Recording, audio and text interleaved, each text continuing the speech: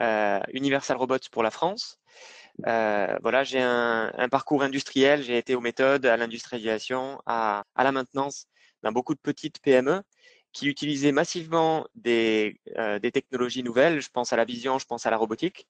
Et donc, quand j'ai découvert l'écosystème et l'aventure qu'avait créé Universal Robots, je me suis dit que c'était le moment de passer de l'autre côté et de proposer finalement cette cobotique au plus grand nombre et d'aider les entreprises à trouver les bonnes solutions pour robotiser leur atelier. Alors, donc pendant des décennies, pour vous situer, je vais vous situer un petit peu comment la genèse d'Universal Robots et pourquoi ça existe. Pendant des décennies, la robotique, c'était ça. Des grands costauds, super complexes, très difficiles et très lourds à mettre en place, dangereux, donc chers, et très encombrants, très costauds. Donc parfaitement adaptés, enfin ou très adaptés à l'automobile pour fabriquer des voitures, pour faire du low mix, high volume, donc pour travailler toujours sur la même tâche et faire toujours les mêmes choses. Par contre, dès qu'on s'éloignait de ces postes qui étaient extrêmement standardisés, on était de plus en plus démunis. Et c'est notamment le cas chez les PME qui étaient beaucoup démunis en termes de robotique, en termes d'automatisation, avec ces gros costauds. Donc parfois, ça allait bien, mais dans beaucoup de cas, dès qu'on cherchait de la flexibilité, dès qu'on avait des nombres de recettes importants, dès qu'il fallait customiser, dès qu'on a des petites tâches répétitives mais qui ne sont pas de grande ampleur, la robotique traditionnelle, elle arrivait un petit peu à ses limites. Et donc, UR a créé une nouvelle façon d'automatiser, une nouvelle façon de robotiser en appelant ça un cobot, donc un robot collaboratif, et en présentant l'idée comme un outil finalement pour augmenter la compétitivité des ateliers, pour augmenter la productivité des ateliers le plus facilement possible. L'idée qu'il faut retenir, c'est que on est sur une façon d'automatiser sans délaisser la flexibilité. Donc, c'est être capable de automatiser sans sacrifice de la flexibilité. Alors, UR, aujourd'hui, c'est 48 000 cobots installés dans le monde. Mon écran, vous le voyez coupé. Vous arrivez à lire cobots UR dans le monde ou le monde, il est coupé? Il nous manque. Le monde est coupé. Le monde est coupé, vous dites? Oui. Alors, vous ne voyez pas mon écran en entier, du coup. Attendez, je vais essayer.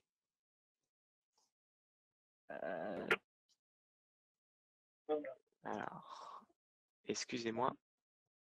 Je vais essayer de m'en sortir pour que vous ayez mon écran en entier, mais c'est pas gagné. Comment je fais? Alors, attendez une seconde. Alors, je vais partager mon écran directement. Est-ce que c'est mieux comme ça? C'est parfait. Parfait. Donc voilà, 48 000 robots cobots installés dans le monde. UR a été créé en 2005, donc il y a 15 ans. Le tout premier cobot est né en 2008. C'était au Danemark pour une application de chargement-déchargement de machines d'usinage. Et puis voilà, ensuite, l'aventure a continué, c'est étendu partout dans le monde. Dans les grands chiffres, UR, c'est 700 employés, 30 bureaux dans le monde. On est présent dans 50 pays, avec beaucoup de brevets, puisque c'est une technologie extrêmement innovante, des partenaires présents partout dans le monde, et une part de marché sur cette cobotique qui est née, que l'on a créée, de plus de 50%. Alors, pour vous situer à quoi ça ressemble un cobot, voici notre gamme de produits. Elle va de l'UR3 à l'UR16. Donc UR3, UR5, UR10 et UR16 pour 3 kg, 5 kg, 10 kg et 16 kg de charge utile. Et donc avec ces robots, donc chacun va avoir plutôt ses domaines de prédilection, mais on va être sur donc des robots qui vont pouvoir être montés sur une table pour faire des petites tâches d'assemblage, montés devant une machine pour faire du chargement, déchargement de machine, montés devant des palettes ou devant des moteurs pour pouvoir palettiser ou visser des moteurs. Donc, ça va être la même structure, le même robot qui va servir finalement à différentes tâches suivant les besoins dans l'atelier. En termes d'application, on peut donc penser le conditionnement, la palettisation, faire du collage, de la distribution, du soudage, du moulage par injection, donc de l'assistance sur des presses à injecter, du vissage, du polissage, de l'ébavurage, donc des tâches process, de l'inspection qualité, des simples applications de pick and place, de l'assemblage. Ça va être notamment vrai parce qu'on a un robot qui est sensible, qui va pouvoir interagir avec son environnement. On va pouvoir aussi faire du chargement, déchargement de machines et puis de l'analyse en test en laboratoire. On a listé plus de 150 applications différentes qui sont faites avec exactement la même architecture, avec le même robot, le même cobot. Alors, je vous ai pris quelques photos pour vous illustrer à quoi ça ressemble un cobot dans un atelier. Alors, j'ai pas pris les 48 000 applications dans le monde, évidemment, mais ça vous illustre un petit peu. Ici, on est sur une table avec un UR3 qui va venir prendre des pièces et les charger, les décharger. C'est l'opérateur de production ici qui a son cobot, qui a son troisième bras finalement sur sa table et qui va pouvoir le manipuler, lui montrer ce qu'il veut, ce qui doit être fait et ensuite le laisser travailler de manière autonome. Ici, on est sur un poste où on est sur du chargement de machine. Le robot charge et décharge ce poste-là et à des moments donnés, on a des tâches qui sont en interaction. Donc, le cobot vient présenter une pièce à l'opérateur. Là, on est dans l'automobile, sur des pièces automobiles, des filtres à air, etc. L'opérateur prend la pièce sur le cobot, la remet. Et ici, particulièrement sur cette photo, on est sur une tâche de montage et où le cobot vient maintenir des pièces pour faciliter le montage, donc le changement de série. Ici, on est chez BMW et où on est sur une tâche de mise en place d'un film acoustique sur une portière de voiture et où on a des tâches là aussi qui sont partagées finalement. Il y a des tâches qui sont déléguées au cobot et d'autres tâches qui sont faites par les opérateurs.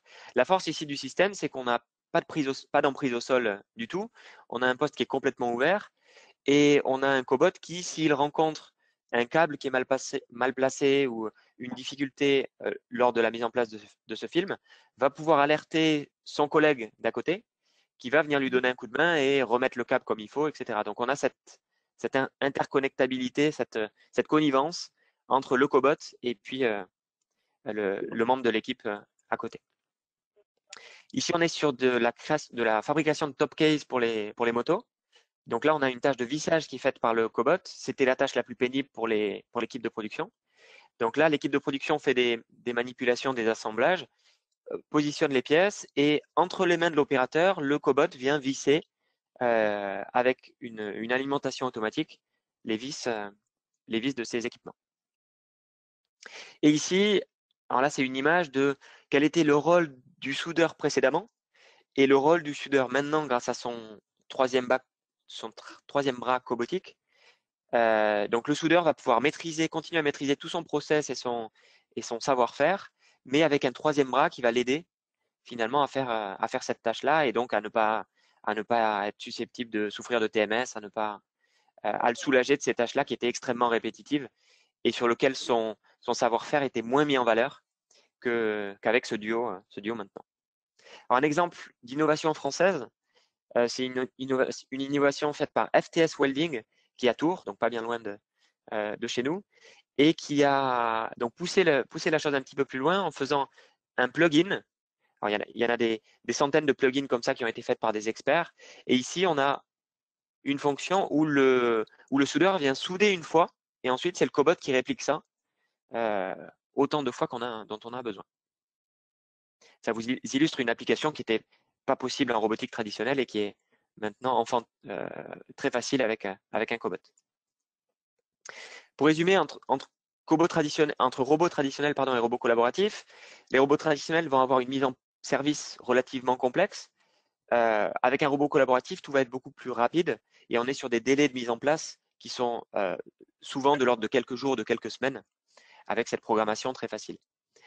On va avoir une expertise de programmation de haut niveau nécessaire sur de la robotique traditionnelle avec des équipes de support qui doivent être pointues, formées et qui doivent maintenir leur expertise tout au long de l'année. Donc, c'est pas trop gênant chez des grands constructeurs automobiles. Ça l'est beaucoup plus quand on a des petites équipes de production. Le robot collaboratif va être programmable par tous, va être utilisable par tous avec des modules de formation, etc., qui facilitent les choses. Le robot traditionnel va avoir une installation fixe, là où le cobot va avoir une installation qui va être flexible, qui va être redéployable éventuellement, donc qui va pouvoir s'adapter aux évolutions de l'atelier. Alors, c'est vrai énormément dans les PME, c'est même aussi vrai maintenant dans l'automobile, où une usine par exemple de Normandie, une usine de moteurs chez Renault, a besoin de réaffecter ses lignes suivant les besoins et le virage technologique que l'on est en train de vivre avec l'électrique, par exemple, est plus facilement négociable avec des cobots, puisqu'ils prennent des cobots des lignes diesel pour les remettre sur des lignes électriques et adapter leur charge. Les robots traditionnels ont besoin d'un espace au sol important, d'une zone de travail délimitée et qui prend beaucoup de place généralement dans les ateliers. Le cobot va être beaucoup plus compact avec une emprise au sol de moins de 200 mm de côté et donc va pouvoir aussi faciliter tous les flux autour de la production. Et puis un élément qui est centré dans les esprits, qui n'est pas le seul mais qui est important aussi, les robots traditionnels ont besoin de barrières de sécurité pour protéger l'espace et pour absolument pas avoir de contact avec, entre le robot et les équipes de production. Le cobot intrinsèquement va pouvoir permettre cette interaction avec les différents capteurs d'effort et les différentes technologies qui sont mises à l'intérieur et qui permettent de s'affranchir le plus souvent de cages de sécurité. Et enfin, en termes de coût, et c'est un peu un effet induit de tous ces autres points que je vous ai détaillés, en termes de coût, la robotique traditionnelle a un coût élevé. Il est impossible de faire des applications en gros sous 100 000 euros, là où le cobot va très souvent pouvoir proposer des solutions qui sont plus simples, plus faciles, plus digestes et qui sont souvent situées entre 50 et 100 000 euros. Donc, en résumé, un robot collaboratif, qu'est-ce que c'est? C'est bien plus qu'un robot traditionnel.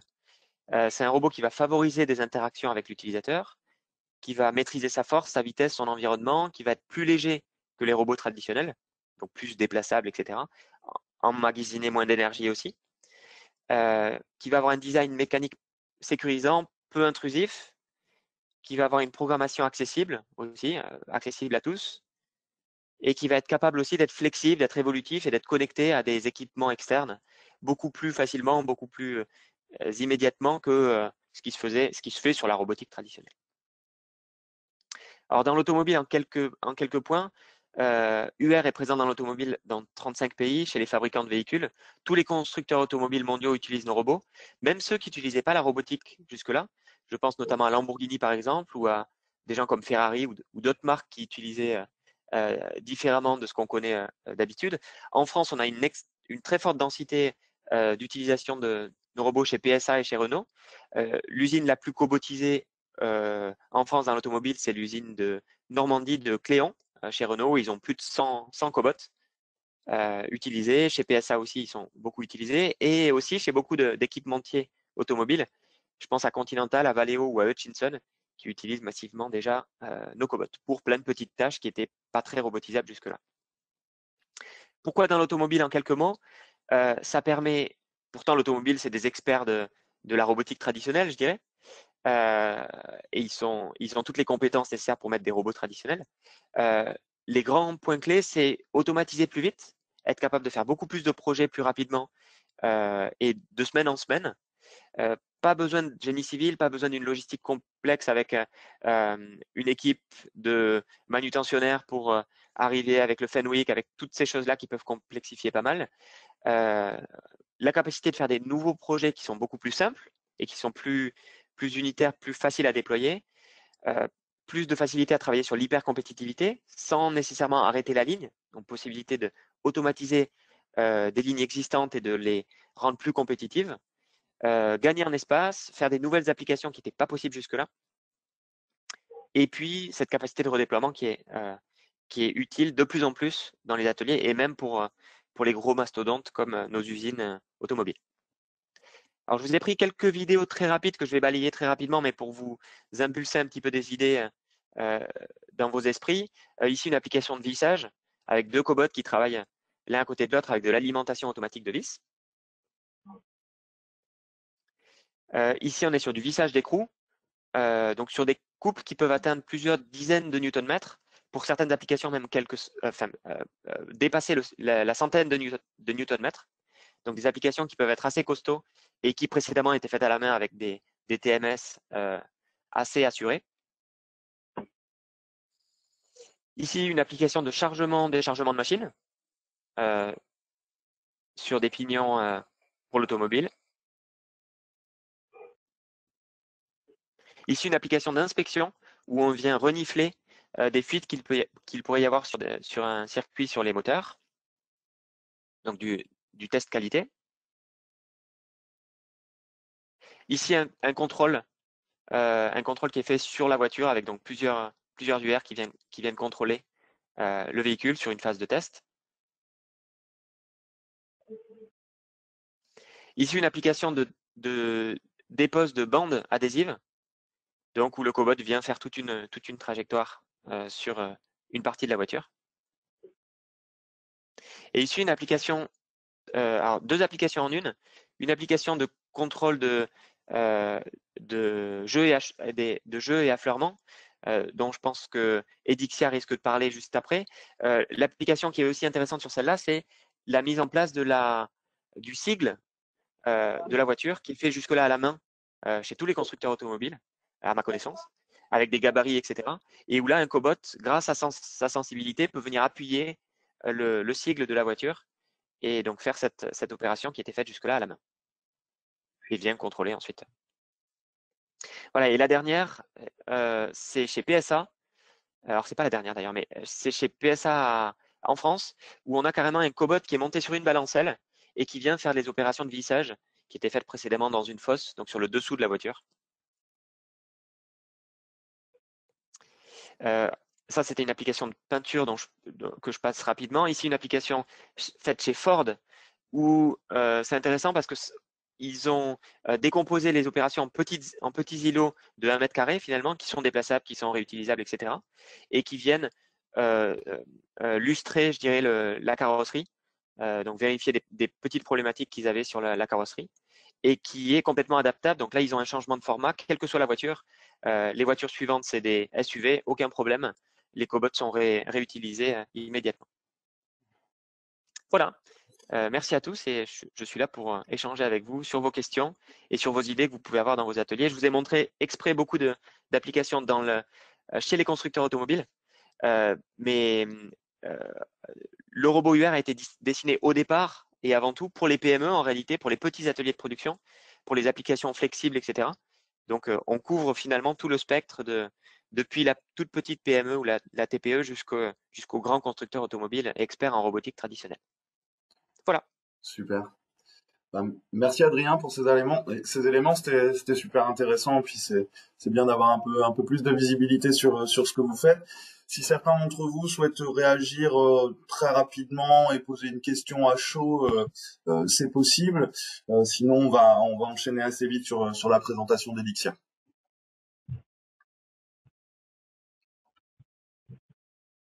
3, 2, 1. Ok. Pierrick, eh ben c'est à toi, puisque il n'y avait pas de questions pour le moment en tout cas. Je te laisse la main. Merci pour cette intervention. Donc, pour répondre à la remarque d'Adrien, est-ce que vous m'entendez bien là Un petit peu loin, je crois. Un petit peu loin. Alors, attendez, on va faire autre chose.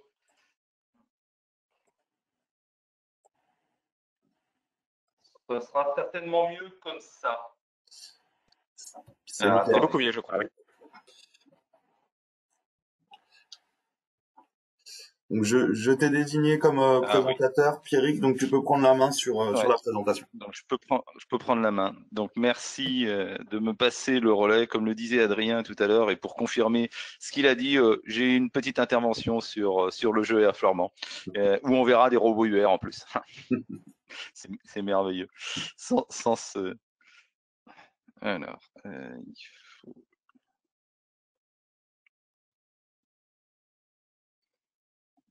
Est-ce que vous voyez bien mon écran? C'est parfait. C'est parfait, très bien. Donc, ce que je vous propose, c'est de faire mon intervention en deux parties. Je vais vous présenter Elixia pour que vous sachiez qui nous sommes, ce que nous faisons. C'est important. Et puis derrière, je vous présenterai 4 cas où on vient intégrer de la robotique dans notre univers qui est la vision industrielle. Il faut que j'arrive à basculer. Alors, j'ai un petit problème, c'est que voilà, c'est bon. Donc, Elixia existe depuis 30 ans et nous sommes créateurs et intégrateurs de systèmes de vision industrielle.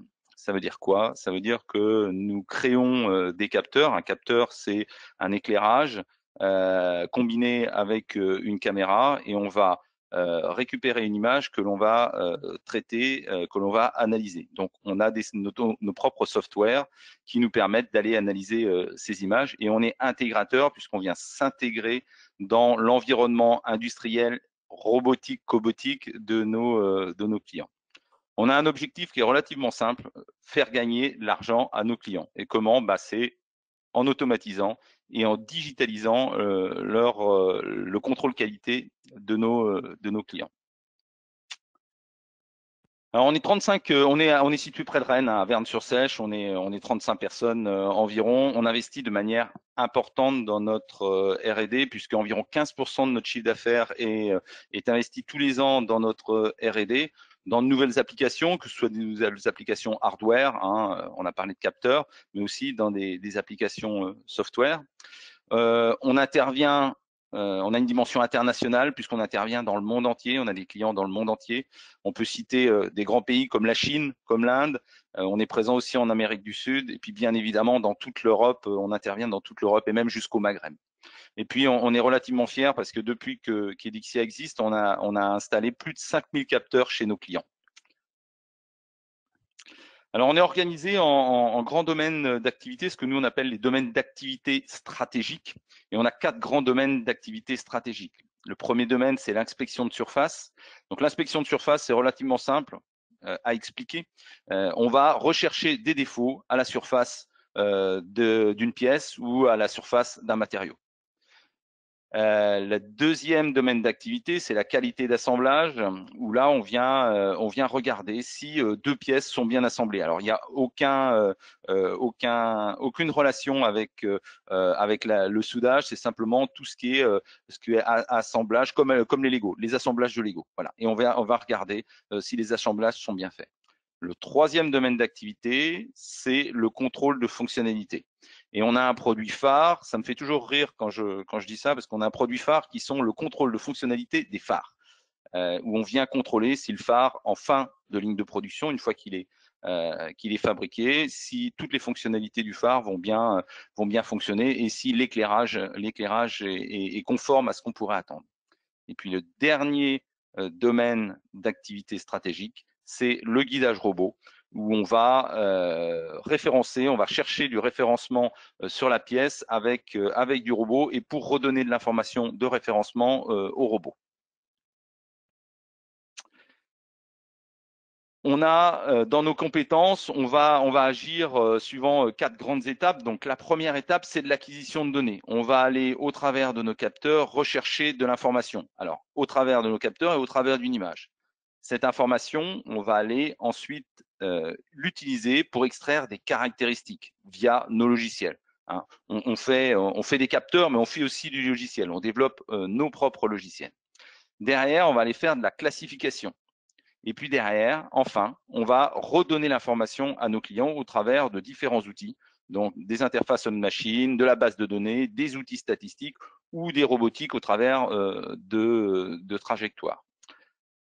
Ceci s'insère dans l'univers digital de nos clients. On entend parler beaucoup de l'industrie 3.0, de l'industrie 4.0. Nous, on vient juste donner des outils digitaux à nos clients et permettre à nos clients, via les données qu'on leur redonne, de faire de l'analyse et d'émettre un avis vis-à-vis de leur production.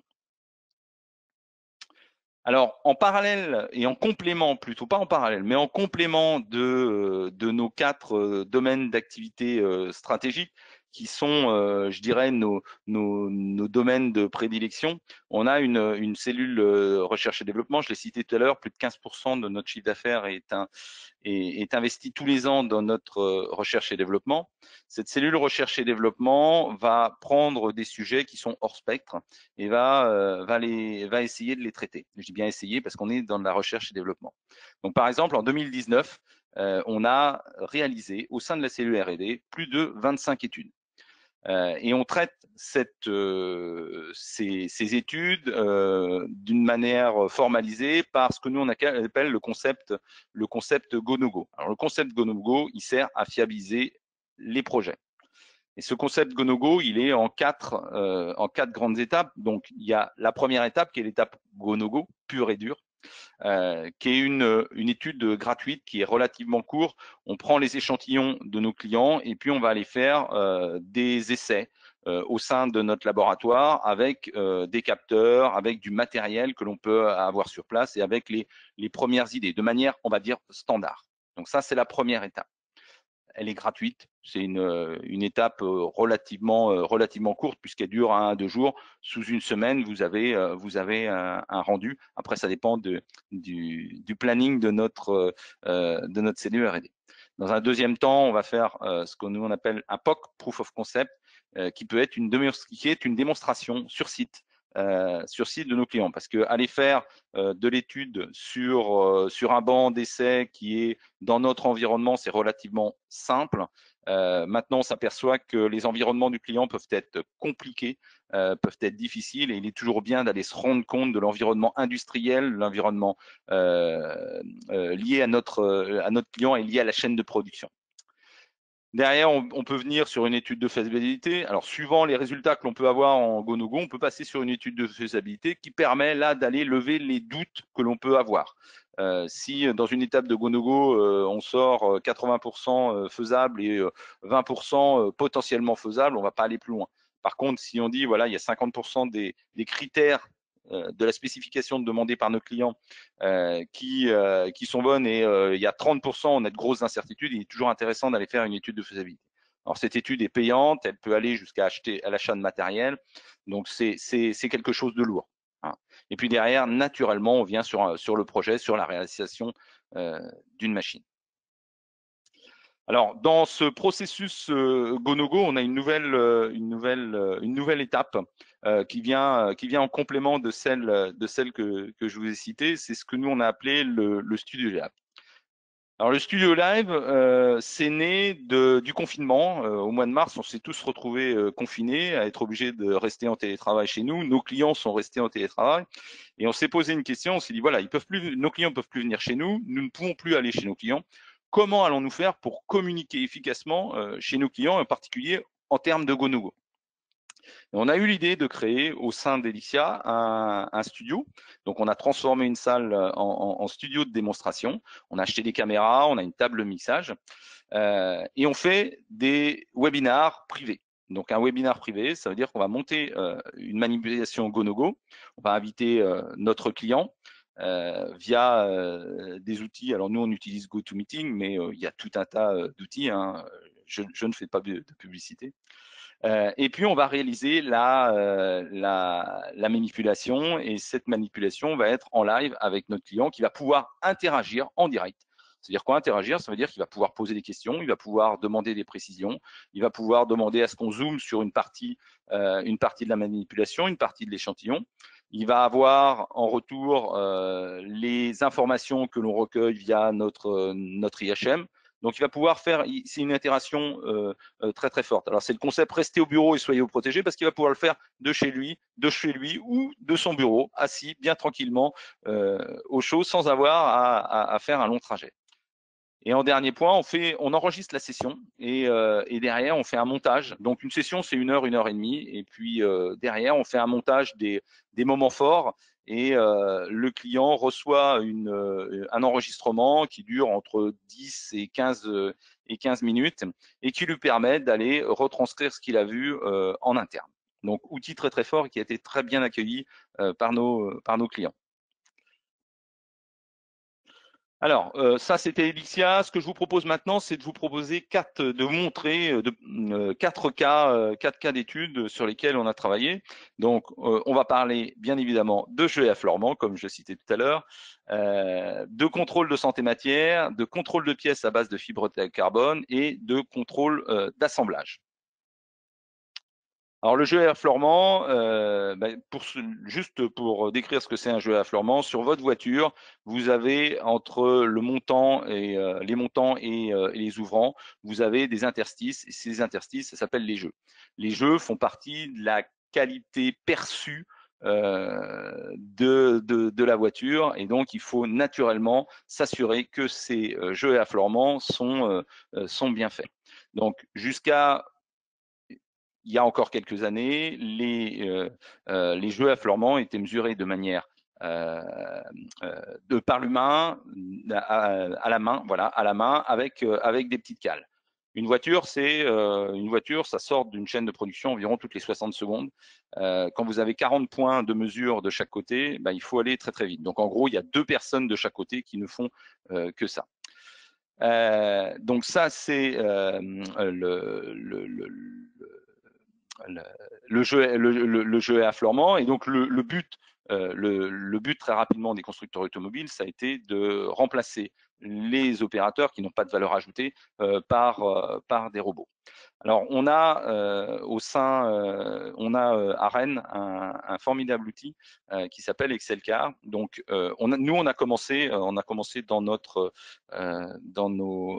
hall d'essai à faire des essais, à faire de la mise au point. On faisait de la mise au point. Puis un jour, on a eu Excelcar qui nous permet d'accéder à une ligne de production type PSA avec un univers robotique. Et donc, on y a accès. Alors, c'est pas loin de chez nous, c'est à une dizaine de kilomètres. Donc, on y a accès à peu près comme on veut.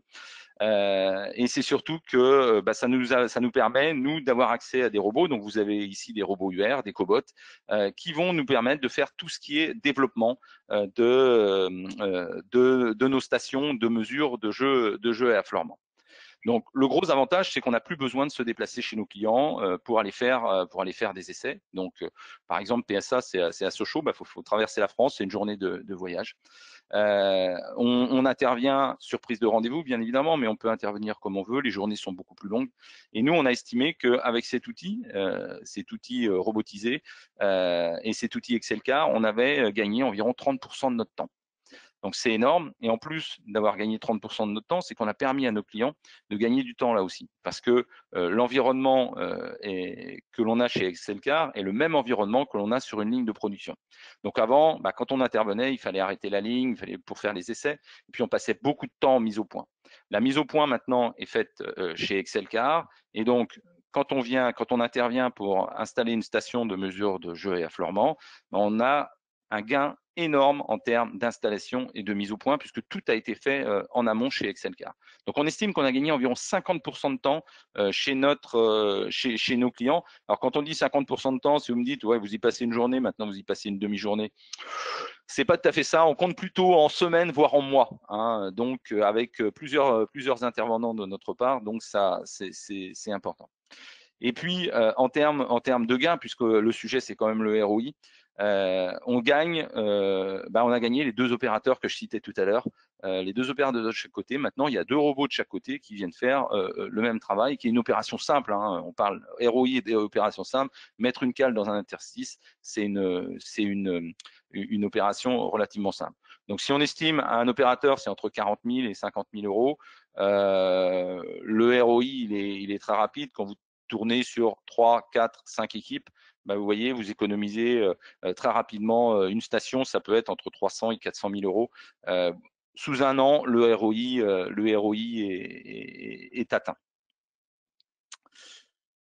Cas numéro 2, contrôle de santé matière. Vous avez en bas à droite ici une pièce qui s'appelle un porte-fusée, qui est à la jonction de la roue et du berceau. Donc, c'est une pièce soumise à de fortes sollicitations. C'est une grosse pièce qui est lourde. C'est une pièce en fonte qui pèse quelques kilos. Et il y a encore 3 ans de ça, on va dire, les pièces, elles étaient inspectées. C'est une pièce de sécurité, bien évidemment. Donc, elles étaient inspectées par l'œil humain. Et c'est difficile, beaucoup de TMS. C'est difficile à inspecter parce que, comme vous le voyez, la géométrie de la pièce, elle n'est pas facile. Il y a beaucoup de zones à inspecter. Et naturellement, il y a, en termes de fiabilité du process, il y avait des difficultés. Donc, notre client est venu nous voir pour essayer d'automatiser ce contrôle, et on est parti sur un concept go-no-go intégral. Concept GoNoGo intégral. On a pris le sujet et on a commencé par faire une petite étude pour se rendre compte des contraintes que l'on allait avoir. Donc des contraintes à la fois en termes de contrôle, donc en termes de vision, mais aussi en termes de robotique, parce que globalement, quand vous avez des surfaces qui sont comme sur la photo à angle droit, à 45 ou à 90 degrés, il y en a beaucoup dans tous les sens. Il est quand même préférable d'aller utiliser un robot pour plus d'accessibilité en particulier. Et donc, le concept de GoNoGo, on a commencé par faire une étude. On est tout de suite passé sur une faisabilité parce qu'il y avait beaucoup de points qui étaient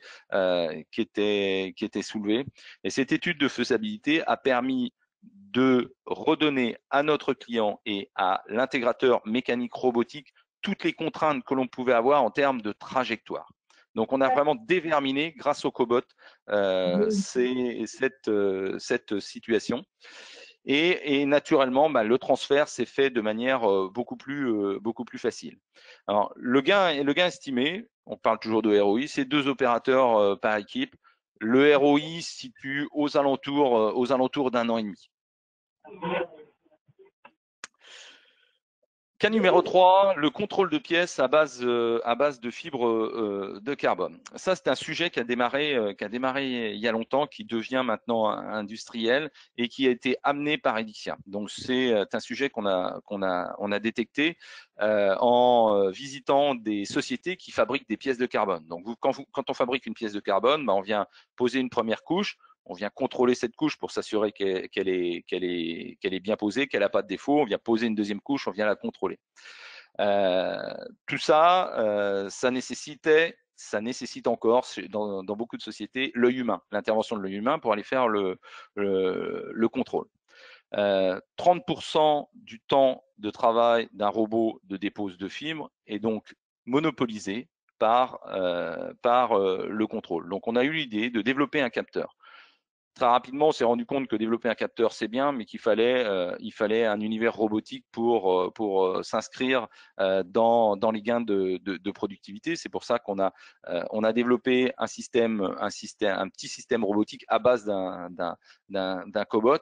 Et puis, on s'est très rapidement rapproché d'un fabricant de machines qui s'appelle Coriolis, qui est à Lorient, qui est le leader mondial sur ce type de machine.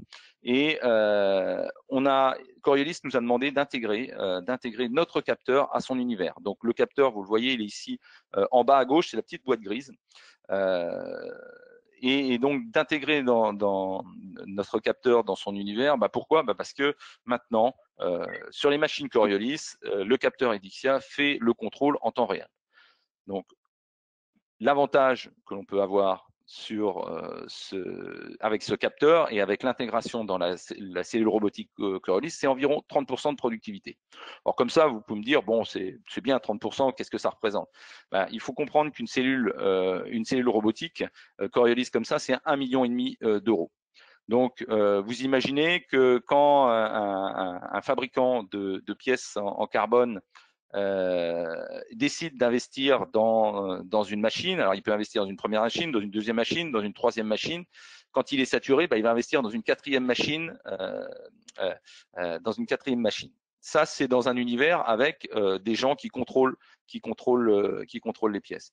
Si on arrive à gagner 30%, il va éviter d'aller acheter une quatrième machine. Et donc, son gain de productivité de 30%, naturellement, qu'est-ce que c'est ? C'est une machine économisée. Et c'est 1,5 million d'euros d'économisés. Dernier cas, contrôle d'assemblage. Là, c'est un client qui est venu nous voir avec des filtres pour diesel, des filtres à camion pour diesel. Donc, c'est des pièces relativement grandes qui font 40 cm de long pour 40 cm de large. Et là aussi, on est parti sur un processus GoNoGo, mais un processus GoNoGo un petit peu plus light. Donc, la problématique en fait de notre client, c'était de dire voilà, moi j'ai des opérateurs qui font des contrôles et des contrôles d'assemblage, des contrôles pour savoir si les pièces sont bien vissées. Et le travail, on ne sait pas trop comment le contrôler, c'est pas fiable d'un opérateur à un autre, ils savent pas, on n'a pas les mêmes résultats d'un opérateur à un autre, donc on a besoin d'avoir quelque chose de beaucoup plus fiable. Donc, ça a été pris en charge par notre cellule R&D qui s'est posé quelques questions, qui a prévu différents cas, 4 cas en gros, de l'installation automatisée à l'installation robotisée et cobotisée. Pourquoi cobotiser? Parce que c'est un gros avantage, parce que le cobot, en termes d'accessibilité, il est relativement flexible et peut aller chercher des zones qui sont difficilement accessibles, et il peut nous permettre, de par son déplacement, d'aller zoomer sur des zones bien précises. Donc vous avez ici l'univers qui est relativement simple, hein. On a la pièce, on a le cobot, mais ça résume bien le concept qu'a prévu la cellule R&D. Et une fois le processus go-no-go, donc on a fait l'étude, on s'est arrêté là, on s'est dit OK, on sait faire. Et donc on est en train, puisque c'est un projet qui est en cours, on est en train d'intégrer un module sur ligne de fabrication. Donc le module est relativement simple, un cobot, un préhenseur, une caméra, et donc le logiciel d'analyse qui vient derrière. Globalement, le gain estimé, c'est un opérateur. Alors là, c'est un petit peu moins. Le gain, c'est un opérateur, mais la machine est relativement simple. Contrôle simple. On est sur une machine relativement simple. Donc, en termes de coût, c'est relativement simple, relativement faible aussi. Je dis bien relativement faible. On est toujours sur des machines aux alentours de 100-120 000 euros. Un opérateur par équipe, il tourne en 3-8. Vous voyez, au bout d'un an, le ROI est atteint. Alors, pour résumer et pour répondre à la question robotisation des opérations simples, le ROI est-il au rendez-vous? Nous, on estime que la robotique, la cobotique, c'est un outil d'amélioration de la productivité. Et c'est un outil d'amélioration de la productivité à la fois chez nos clients et chez nous. Pourquoi chez nous? Parce que la robotique, la cobotique, c'est aussi un outil d'aide à la mise au point. Et ça nous permet un transfert optimisé de ce que l'on va développer en interne vers nos clients. Mais on n'oublie pas que ce qui est important, et comme je vous le disais dans le cas précédent, on a étudié différentes solutions. Tout ce qui est important, c'est l'étude lors de la phase amont. Hein. Bien définir son besoin et bien définir la solution pour que le client soit satisfait. Voilà, j'ai fini. Si vous avez des questions, je suis à votre disposition. Alors, comme on est un petit peu pris par le temps, je vous propose d'enchaîner tout de suite par l'intervention de Nicolas Tessier de Talk.me, et on se gardera 10 minutes. On va certainement déborder d'un petit quart d'heure de midi 5 à midi et quart pour pouvoir poser quelques questions. Il y en a notamment une dans le chat que j'ai noté. Et puis si certains ont des questions, mettez-les de côté. On se réserve un temps en fin de webinaire pour les traiter. Nicolas, il va falloir que je vous rende la main. Non, je peux le faire moi-même comme je suis organisateur. Je peux. Hop. Nicolas, je te passe en présentateur, c'est bon, normalement. Vous m'entendez? Très bien. Très bien. Alors, autre question, est-ce que vous voyez bien mon écran?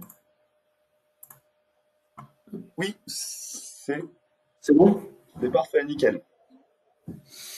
Alors, donc, moi je suis Nicolas Tessier, fondateur de la société Talk.me. Et donc, moi, je vais vous parler d'un autre type de robot, les robots logiciels.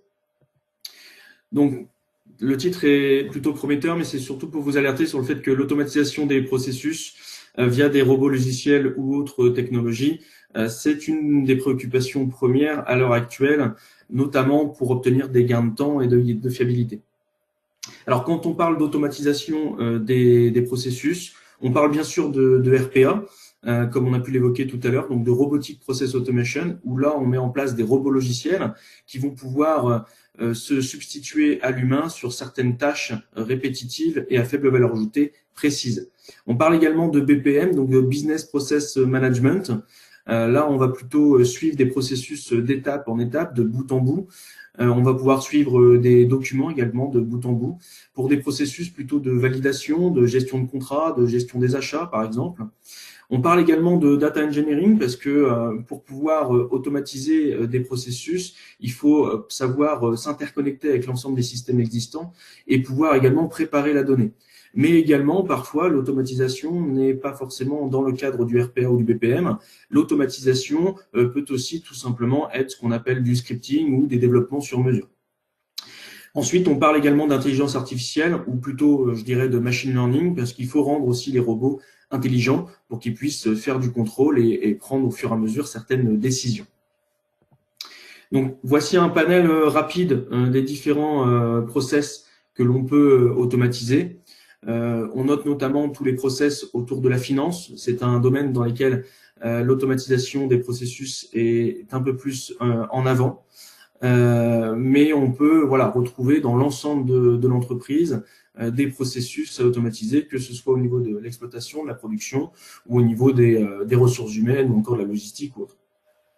Toutes les tâches à faible valeur ajoutée qui sont des tâches de saisie, par exemple, des tâches de procédure que l'on va avoir quand on va rentrer certaines étapes dans un ERP, par exemple. Toutes ces tâches-là peuvent être prises en main par des robots ou du moins par des automatisations.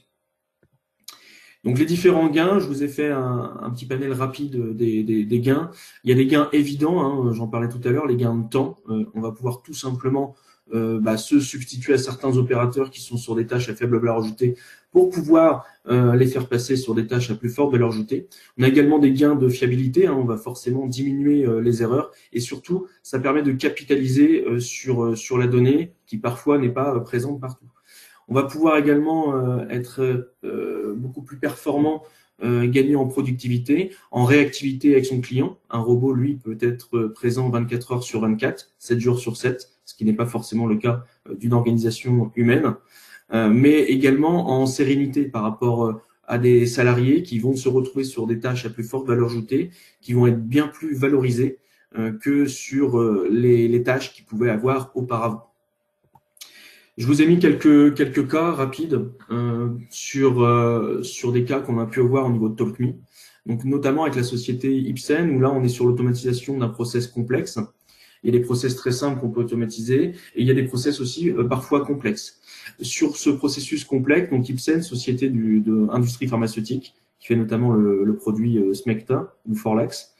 Donc là, on a automatisé le processus en faisant un data mapping des données, donc en regardant les différentes données qui étaient dans l'ensemble des systèmes, parce qu'on était sur un processus d'APR, donc c'est un d'Annual Product Review. Ce processus permet, avec un processus documentaire réglementaire, permet de mettre un produit d'une année sur l'autre sur un marché. Donc les enjeux sont énormes, parce que si ce document n'est pas viable, ils ne peuvent pas mettre d'une année sur l'autre leur produit. Donc le problème, c'est que ça fait intervenir l'ensemble des systèmes de la société et que du coup, chacun, que ce soit les labos, la production ou autres, utilise des logiciels différents. Donc, ça crée certaines tensions pour arriver à avoir une analyse et un bon document, mais également, ça crée des problèmes au niveau du SI. Donc là, on a, nous, travaillé sur l'ensemble du data mapping pour avoir les différentes données qui sont contenues dans le processus. Ensuite, on a fait ce qu'on appelle un ETL qui permet de récupérer les données et de les transformer, puis une application sur mesure qui permet, elle, de générer un PDF et de suivre process bout par bout, étape par étape, la validation de chaque personne pour qu'elle complète sa partie qui vient compléter un document large. Ensuite, une PME, donc une PME qui fait de l'élagage, hein, comme son nom l'indique. Là, on a digitalisé, donc on est sur un projet de 24 mois où on a digitalisé l'ensemble de l'entreprise en utilisant ce qu'on appelle les solutions BPM, donc Business Process Management. On va pouvoir gérer des workflows, donc des flux de travail. Et donc, on a commencé notamment sur de toute la partie gestion des devis, avec validation des devis. Et la particularité sur cette entreprise, c'est qu'ils ne voulaient plus s'échanger de mails entre eux. Donc, on a travaillé sur une visualisation spécifique via des tableaux de bord. Et donc, chacun se renvoie la balle dans sa partie avec un tableau de bord spécifique. On a également travaillé sur la gestion des frais généraux et le suivi du parc machine. Sur les frais généraux, on avait à l'époque une personne qui récupérait les tickets de caisse des différentes personnes sur chantier et qui ensuite les rentrait dans des logiciels pour faire de l'analyse de coûts de revient. Et bien là, on s'est tout simplement on travaillait sur la collecte des données où là, chaque personne, chef de chantier ou personne qui a des frais généraux, On peut tout simplement prendre en photo du coup l'étiquette de caisse ou les factures, ce qui permet ensuite d'affecter ça à chaque chantier et de pouvoir ventiler des coûts sur chaque chantier, des coûts de revient. Le suivi du parc machine également, où là on a suivi, donc on a donné un identifiant à chaque machine unique et on a suivi la mise en maintenance ou la mise en réparation des différentes machines, ce qui permet d'avoir un tableau de bord mettant à disposition les machines ou pas, de savoir exactement où elles sont et d'attribuer à tel ou tel atelier ou en externe ou en interne le suivi du coup de la machine. On a travaillé également dans l'aéronautique avec la société Liebherr Aerospace, qui fait tout ce qui est conditionnement d'air sur les avions Airbus. Donc là, la problématique était d'une traçabilité des outils coupants, donc les outils coupants qu'ils utilisent dans leur machine et qu'ils ont ensuite envoyés en affûtage pour pouvoir les réutiliser. Le problème, c'est qu'ils n'avaient aucune visibilité quand ils les envoyaient en affûtage chez des sous-traitants, donc comme la société APN qu'on a pu mettre. Donc, ce qu'on a fait, c'est qu'avec un partenaire, on a gravé un data matrix dans le métal pour pouvoir suivre en flashant à chaque étape des processus les outils coupants. Ensuite, on a rebasculé en web du coup une visualisation pour le client final Liebherr et on a automatisé via un robot RPA les différentes saisies reliées à chaque ERP, le RP Liebherr et l'ERP APN. L'intérêt, c'est que c'était non intrusif et que du coup, à aucun moment, on a dû se connecter au SI de Liebherr ou au SI d'APN. On a juste un robot qui est là pour cliquer là où l'opérateur aurait cliqué avant et qui, du coup, va copier-coller, saisir, etc., ce dont on lui demande. Donc voilà, et donc le dernier, là on est sur une société de fabrication de meubles où on a mis en place à la fois du BPM et du RPA, donc on peut aussi coupler les deux technologies. Et donc là on était plus spécifiquement sur la saisie des heures de travail, où avant on avait des personnes de l'atelier qui donnaient des fiches à une personne. Cette personne ressaisissait ça dans des tableaux de bord de pilotage, dans des logiciels, des tableaux Excel aussi. Et donc, on a tout simplement automatisé cette saisie en donnant au robot les différentes procédures. Donc là, surtout BPM pour la collecte des données au départ. On a digitalisé le formulaire pour suivre le processus. Et ensuite RPA pour avoir un robot qui va tout simplement cliquer, copier-coller, etc. Quand on parle de projet d'automatisation, voilà, je voulais vous donner quelques informations sur combien de temps ça peut prendre un développement d'un projet d'automatisation de process. On n'est pas sur des temps de 6 mois, 1 an, etc., comme on peut avoir sur des projets informatiques classiques. On a des choses qui peuvent être très rapides. Donc là, on est, on va dire, entre 5 et 16 semaines, on va pouvoir avoir l'ensemble des projets d'automatisation. On peut même être en dessous parce que parfois on utilise des robots dans le cadre de migration, par exemple, de logiciels. Et donc là, on crée un robot qui va s'occuper d'extraire l'ensemble des données et de le rebasculer dans un autre environnement, dans une autre base, dans un autre outil. Et ça, on fait tourner le robot pendant 1 semaine et hop, notre migration est faite. Parfois, ça explique et ça évite beaucoup de complexité pour les SI. Ou quand on est sur un outil qui est assez vieux et qui n'était plus vraiment maintenu, finalement, on ne sait plus comment accéder à la base de données, on ne maîtrise plus forcément le type de base de données, et bien autant avoir un robot qui du coup va faire une opération de basculement. Donc voilà, c'est des projets qui peuvent être assez courts. Les différents faux pas qu'il faut éviter tout de même dans la mise en place d'un projet d'automatisation. Il ne faut pas se tromper d'objectif du POC. Le POC, donc la preuve de concept, n'est pas là pour prouver que le RPA ou le BPM, c'est la solution. Le POC, il est juste là pour dire que dans ce cadre-là, dans ce process-là, une automatisation est viable. Ensuite, il faut savoir choisir la bonne technologie. Alors, est-ce que j'ai besoin finalement de faire travailler mon SI sur du scripting ou sur du développement sur mesure? Est-ce que je vais plutôt m'orienter vers simplement du RPA avec un robot qui va être disponible 24 heures sur 24 à qui je vais attribuer des tâches? Ou est-ce que je vais plutôt basculer sur du BPM où là, je vais gérer des flux de données, gérer des flux de travail, avoir un process de bout en bout avec un système de validation, etc. Il faut ne pas se tromper aussi sur le processus en lui-même. ne pas être sur un processus qui est trop immature pour commencer, parce qu'un processus immature, on va peut-être se rendre compte rapidement qu'on a des vides de connexion, qu'on a tout simplement des tâches qui ne sont pas prédéfinies, que l'on fait mais qu'on n'a jamais décrites ou écrites. Donc il ne faut pas commencer par un process trop immature pour avoir l'adhésion aussi de l'ensemble des collaborateurs. Il ne faut pas oublier que le but, c'est aussi d'avoir du rendement, donc il ne faut pas automatiser coûte que coûte.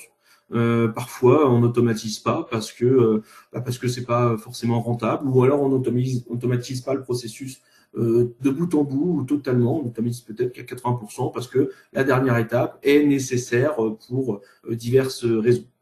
Il faut aussi bien impliquer les personnes métiers et les personnes SI. Les projets d'automatisation permettent cela parce qu'on est sur des technologies qui peuvent être dites low-code ou no-code, où donc les personnes métiers un peu aguerries vont pouvoir déjà commencer à modéliser les processus et modéliser leur automatisation. Et ça, c'est très intéressant parce que le SI va lui maintenir les automatisations et éventuellement finaliser et rendre propre tout ça. Mais du coup, il va avoir une expression du besoin métier qui est totalement précise et très orientée. Et ensuite, il faut faire attention aux fournisseurs non expérimentés. Dans l'automatisation, tout le monde peut se dire un peu développeur en automatisation, parce que à partir du moment où un script, donc un simple développement informatique, peut être considéré comme une automatisation, et là, voilà, il faut faire attention. Quelqu'un qui vous crée son propre logiciel BPM ou RPA, il y a des leaders sur le marché, je vais pouvoir en parler juste après. Voilà, c'est un marché qui est déjà bien éprouvé avec des acteurs qui ont des années de R&D derrière eux. Donc justement, rapidement, voilà, je vous ai mis, on pourra en parler peut-être plus longuement plus tard. Le marché de l'automatisation, donc surtout BPM et RPA. En rouge, là, c'est selon une étude Gartner. En rouge, vous pouvez avoir les noms des logiciels leaders. Donc notamment sur le BPM, Appian, Pegasystem ou encore IBM. Et sur les RPA, donc là, on est sur les trois leaders depuis un petit moment, UiPath, Automation Anywhere et Blue Prism. Je vous ai noté quelques petits acteurs qui sont intéressants à en devenir. On a notamment donc sur le BPM, on a K2 et Bonitasoft. Bonitasoft a noté que c'est une approche open source qui est un peu nouveau aussi au niveau du BPM. Au niveau du RPA, on a aussi à suivre SAP et Microsoft qui ont racheté il y a peu de temps, 1 an, 2 ans, des sociétés de RPA et qui du coup vont être certainement amenées, vu le marché grandissant, à investir en masse. Donc ce serait pas forcément étonnant que l'un des deux, ou peut-être Microsoft d'ailleurs, rachète un des trois leaders du RPA par la suite. Rapidement, hein, voilà les business models qu'ont ces logiciels, comment ça fonctionne, quel est le prix. Alors on a différents prix, on a des prix par utilisateur par mois, on a des prix où voilà, on achète un robot, il a 24 heures sur 24, 7 jours sur 7 et on lui attribue différentes tâches sur différents process. On a un robot d'un utilisateur par an qui du coup peut se retrouver sur un poste de travail.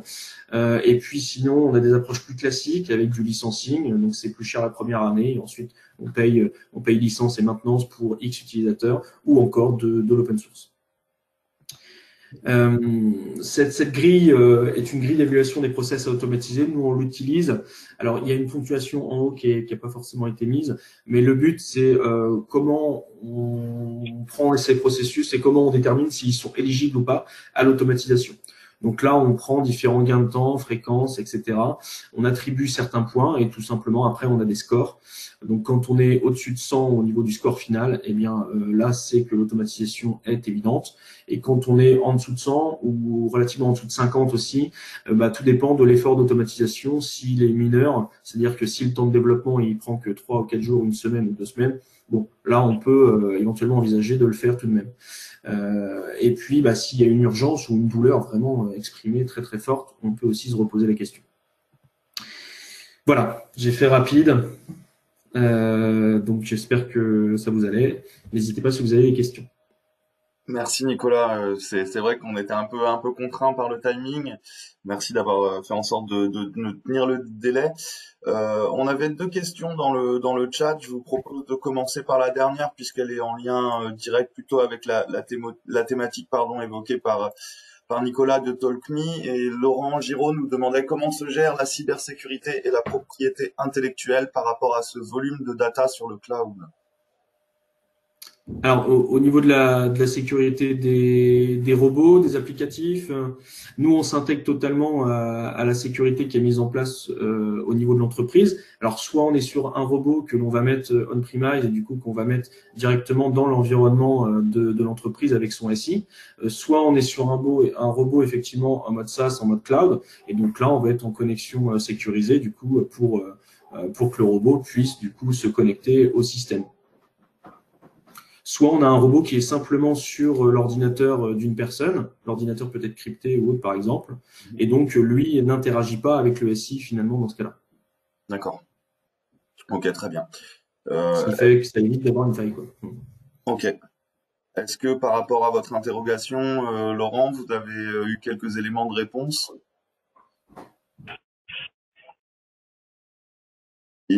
Ok. N'hésitez pas. Alors, on est en fin de session. Vous pouvez réactiver vos micros pour participer. Pour ceux qui souhaiteraient poser des questions de vive voix, il n'y a pas de problème sur le sujet. Deuxième question. Cette fois-ci, j'ai plutôt l'impression qu'elle était adressée à Elixia ou à UR Universal Robot. La question était, on améliore le ROI, mais que deviennent les opérateurs? Rentrent-ils dans des parcours de formation pour les adapter à l'usine 4.0? Est-ce que Je peux répondre. Ce que j'ai présenté, c'est les solutions. Bien évidemment, une solution, elle doit être pilotée.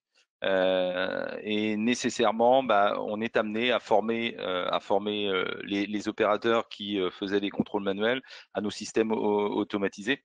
Derrière,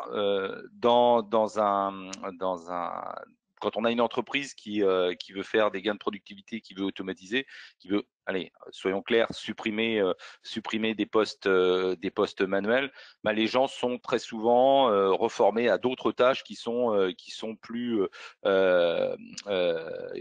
efficaces, qui permettent d'avoir une valeur ajoutée plus importante. Donc le but, c'est pas de supprimer des emplois, c'est simplement de se dire les tâches à faible valeur ajoutée, comment on peut l'automatiser, comment on peut les automatiser et qu'est-ce qu'on peut faire des gens derrière. Maintenant, c'est pas à nous fournisseurs de solutions d'aller savoir ce que font les gens derrière. Mais comme je vous le dis, nécessairement, il y a besoin d'aller piloter les systèmes. Et piloter les systèmes, derrière, il y a besoin de formation. Et nous, on intervient à ce niveau-là. Nos systèmes sont des systèmes ouverts et on laisse une partie de notre connaissance, on donne une partie de notre connaissance aux gens qui sont en place. Super.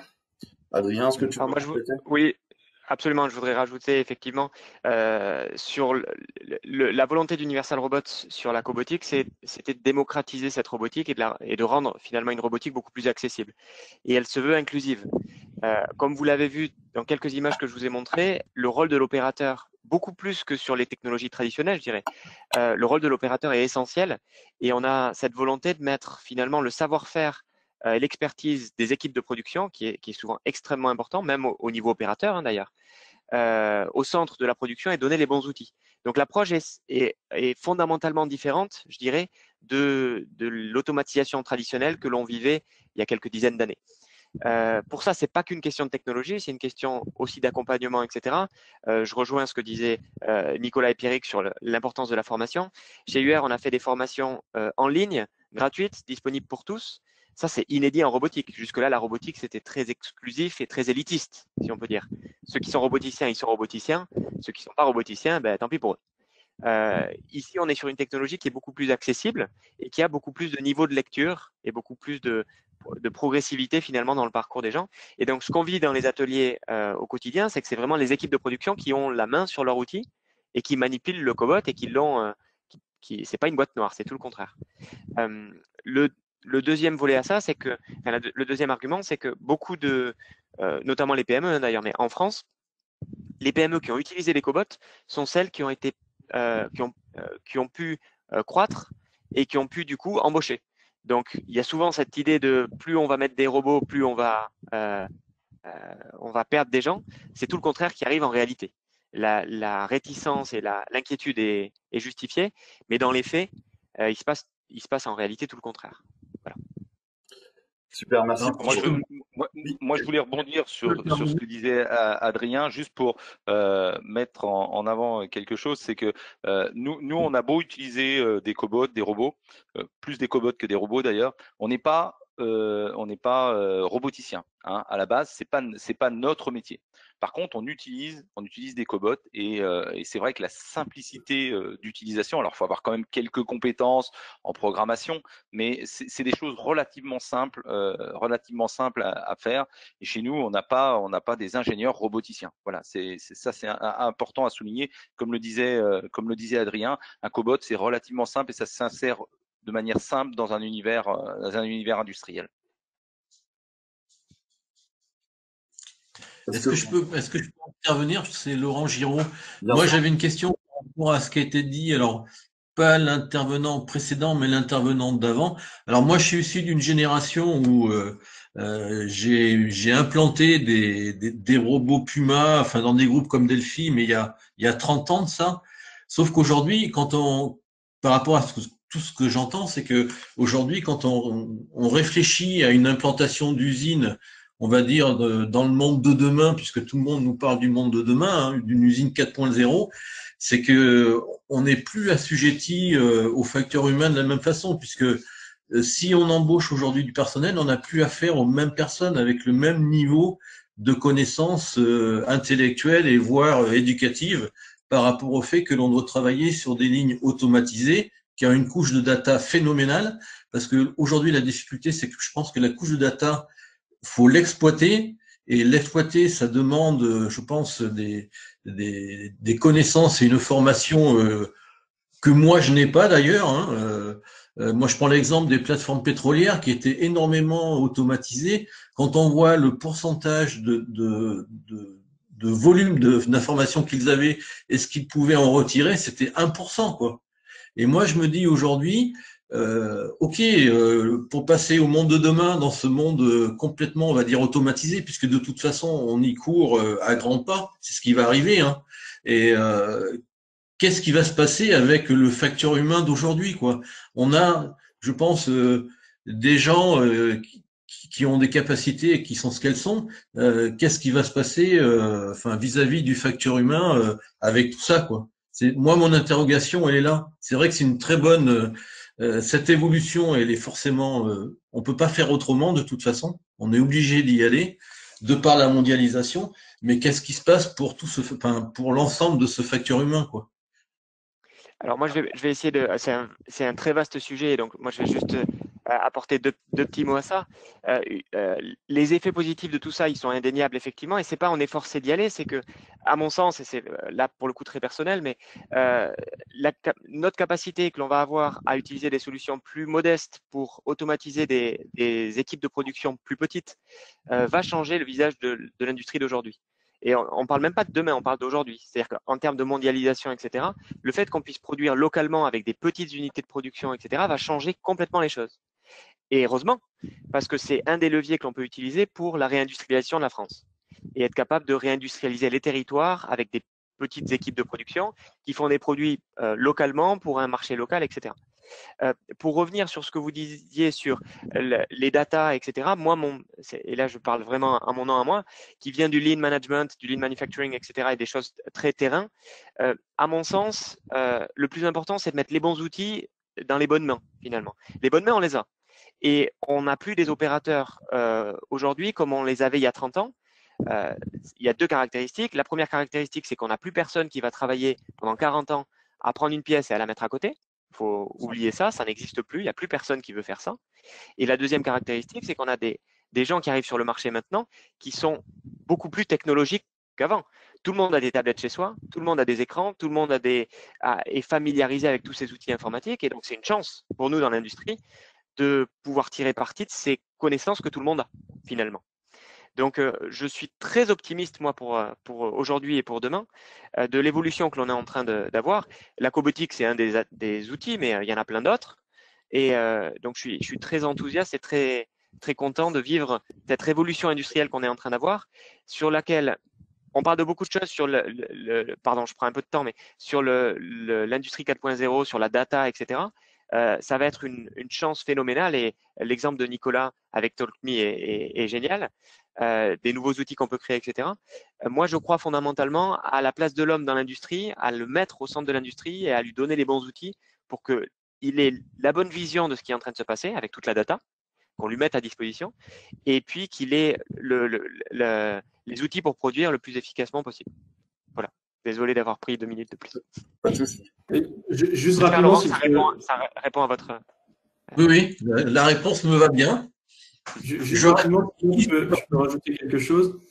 Nous, la plupart de nos clients nous demandent de mettre en place des robots tout simplement parce qu'ils n'ont pas envie que leurs ingénieurs soient payés à faire de la saisie dans des logiciels ou de la saisie dans des tableaux. Donc finalement, ils se posent assez peu la question de est-ce que je vais virer des gens ou pas. C'est juste tout simplement les transférer sur des tâches à plus forte valeur ajoutée. C'est ça, je pense que j'ai bien aimé le message de Laurent Félin dans le chat qui disait cobot, mais je pense que ça s'applique aussi au RPA. C'est avant tout une aide et en aucun cas une substitution à l'humain. Voilà, je trouvais le message intéressant. On avait une question dans le chat aussi de Sylvain Perrault qui nous disait qu'on parlait en effet essentiellement du domaine industriel et principalement industrie automobile. Est-ce que le domaine agricole et notamment celui du machinisme agricole est également concerné par les cobots? Est-ce que vous avez des exemples sur ce sujet? Alors oui, absolument. Donc le cobot ouvre un petit peu la robotique à d'autres domaines parce que, comme le disait Pierrick, cette accessibilité est plus prononcée. Et donc des gens qui n'étaient pas roboticiens jusque-là peuvent se permettre d'utiliser ces outils pour d'autres choses. C'est vrai pour le médical, c'est vrai pour l'audiovisuel et c'est aussi vrai pour l'agriculture. Sur des cas agricoles, on a des cas sur du picking de fruits, par exemple, dans des lignes sur du picking de fraises, par exemple, ou de tomates. Donc, j'ai ces cas en tête. Sur aussi des plateformes mobiles, des véhicules mobiles. Vous savez, un petit peu comme ce qu'on voit avec Boston Dynamics, là, les chiens qui avancent, etc. Il y a des cas comme ça avec des UR ou des cobots montés sur des véhicules mobiles qui vont dans les champs et qui vont vérifier l'état des cultures, qui vont faire des choses comme ça. Et j'ai un autre cas qui me vient qui n'est pas tout à fait dans l'agriculture, mais qui est qui peut être dans le même esprit.